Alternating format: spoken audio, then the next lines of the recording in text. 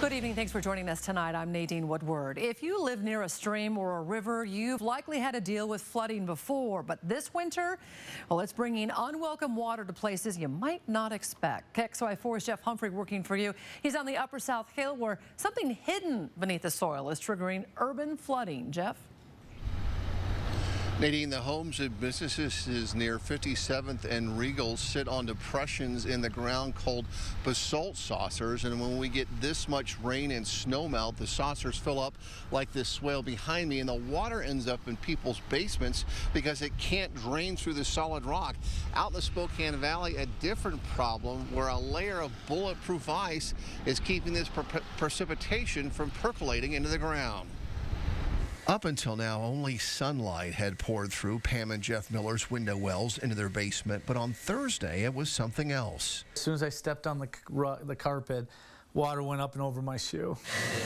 And that's when the Millers tasked their 7 children with finding and stopping the leak.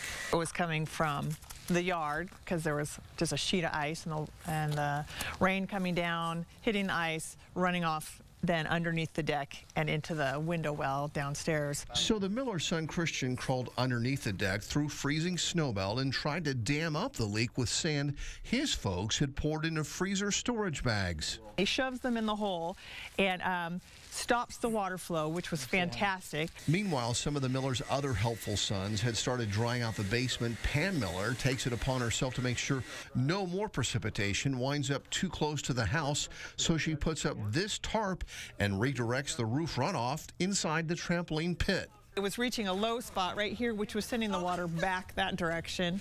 So we had to kind of jerry-rig our little system here to get the water to drain from the deck into the trampoline hole. The Millers have lived here 16 years and never had water drain from their backyard into their home. They wanted other window well owners to know about what can happen and how when a family works together, they get things accomplished. The boys got up early next morning and that's when we got the fans going and everything else. It is good. They worked hard. Like you said, and so, Nadine, now that you know that we are dealing with saturated soils throughout the region, take the time to walk around your house, both outside as well as inside your basement, and make sure if we get more rain, the water can't come in. Reporting live on the South Hill, Jeff Humphrey, KXLY4. Thank you, Jeff.